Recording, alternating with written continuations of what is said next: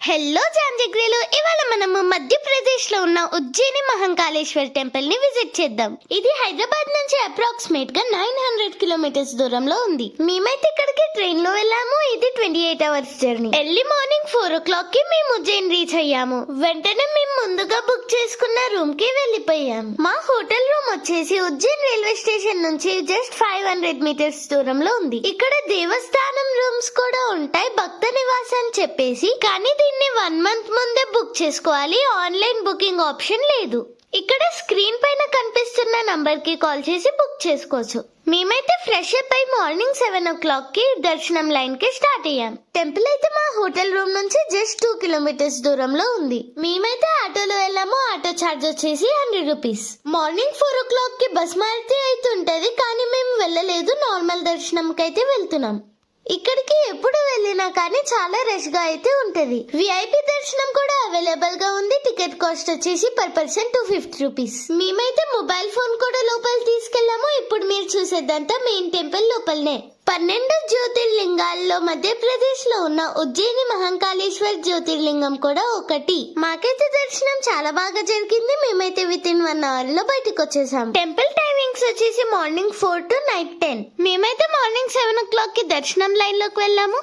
9 కల్లా బయటకు వచ్చేసాం. మెయిన్ టెంపుల్ నుంచి ఎగ్జిట్ అవ్వగానే మనం ఉజ్జయిని కారిడార్ లోకి ఎంటర్ అవుతాం. ఉజ్జయిని కారిడార్ చాలా పెద్దది. దీన్ని ఎక్స్ప్లోర్ చేయడానికి 1 to 2 hours పడుతుంది. ఈ టెంపుల్ వచ్చేసి షిప్రా నది తీరాన ఉన్నది. కారిడార్ లో కొద్ది దూరం వెళ్ళాక ఈ నదిని క్రాస్ చేయడానికి వంతెన కూడా ఉన్నది. ఈ వంతెన దాటి అటువైపు వెళ్తే నిత్య అన్నదాన కేంద్రం ఉంటది. దీని పేరు వచ్చేసి అన్నక్షేత్ర. ఇక్కడికి టోకెన్ తీసుకొని వెళ్ళాలి. ఈ కారిడార్ అంతా చూసాక లంచ్ చేసుకొని మిగతా టెంపుల్స్ ని విజిట్ చేద్దాం. ఈ వీడియోలో నేను చెప్పిన ఆర్డర్ లో విజిట్ చేస్తే ఉజ్జయిన్ లో ఉన్న అన్ని ప్లేసెస్ ని 1 day లో కవర్ చేయొచ్చు. ఉజ్జయిన్ లో కొన్ని ప్లేసెస్ వాకబుల్ డిస్టెన్స్ లో ఉంటే, కొన్ని ప్లేసెస్ ఆటోలో వెళ్లాల్సి వస్తుంది. ముందుగా మనం వాకబుల్ డిస్టెన్స్ లో ఉన్న ప్లేసెస్ ని కవర్ చేద్దాం. ఇక్కడ పక్కనే భారత్ మాత టెంపుల్ ఉంటది. ముందుగా అది చూద్దాం. నెక్స్ట్ అలానే కారిడార్ నుంచి 200 meters వాక్ చేస్తే హరిసిద్ధి మాత టెంపుల్ ఉంటది.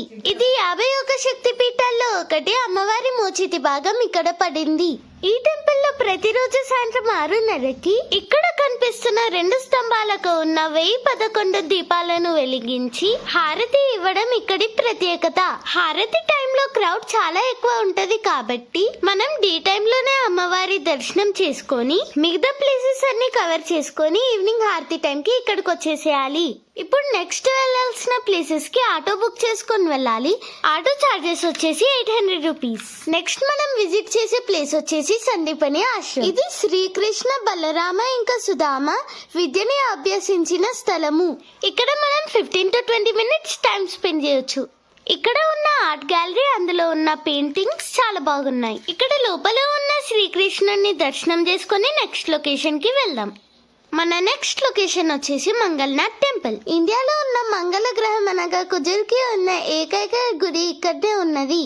ఇక్కడ 5 minutes లో దర్శనం చేసేసుకొని కాలభైరవ టెంపుల్ కి వెళ్దాం. ఈ కాలభైరవ టెంపుల్ లో చాలా రష్ ఉంటది. దర్శనంకి 2 hours పట్టొచ్చు. ఇప్పుడు మన నెక్స్ట్ లొకేషన్ వచ్చేసి గణేష్ టెంపుల్. ఇక్కడ 5 minutes లో దర్శనం చేసేసుకొని పక్కన ఉన్న గడకాళిక టెంపుల్ కి వెళ్దాం. ఇది కూడా అష్టాదశ శక్తి పీఠాల్లో ఒకటి. ఇక్కడ దర్శనం అయిపోయాక రామ్ ఘాట్ దగ్గర మమ్మల్ని డ్రాప్ చేయమన్నాము. ఈవినింగ్ 6 o'clock కి రామ్ ఘాట్ దగ్గర షిప్రా నదికి ఆరతి ఇస్తారు. అది చాలా బాగుంది. సేమ్ కాశీలో గంగా ఆరతి చూసినట్టుగానే ఉంటది. ఇది అయిపోగానే వెంటనే హరిసిద్ధి మాత టెంపుల్ కి వెళ్ళిపోయాము. అక్కడ 7 o'clock కి ఆరతి స్టార్ట్ అవుతుంది.